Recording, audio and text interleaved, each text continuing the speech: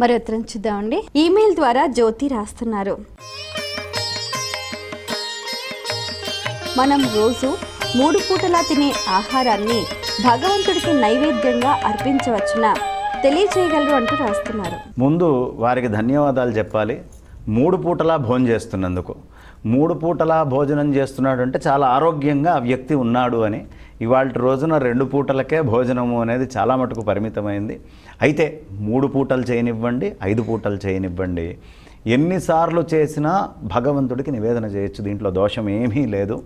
ఖచ్చితంగా చేసినందువల్ల ఈ కష్టం కూడా ఎందుకు ఖచ్చితంగా చేయొచ్చు అని చెప్తున్నాను అంటే, వైశ్వదేవము అనేటటువంటిది ఒక సంప్రదాయంగా ఉండేది.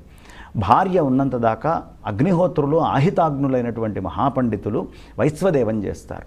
వాళ్ళు ఉదయము సాయంత్రము కూడా నివేదన చేయటము అనేది ఒక సంప్రదాయంగా ఉంది. షట్కాల పూజ చేసేటప్పుడు షట్కాలాల్లో కూడా శివుడికి నివేదన చేయటము అనేటటువంటి సంప్రదాయము ఉంది. అవసర నివేదన ఎప్పుడైనా చేయొచ్చు. కానీ ఈ నివేదన అనేటటువంటిది మనం భగవంతుడికి నిజంగా అంత నిష్ఠ ఉండి, అంత శ్రద్ధ ఉంది, 3 పూటలా చక్కగా మడిగట్టుకొని భగవంతుడికి షోడశోపచార పూజలు చేసి నేను ఖచ్చితంగా మహానివేదన స్వామివారికి చెయ్యగలను అనేటటువంటి సంపూర్ణమైనటువంటి మనస్సు ఉండి, ఆయన మీద అంత ప్రేమ, ఆర్తి, తపన, తృష్ణ, భగవంతుడే సర్వస్వము అని జీవించేటట్టయితే మిగతా ఏ పనులు లేకపోతే ఇంతకంటే ఉత్తమమైనటువంటి పని ఇంకొకటి లేదు.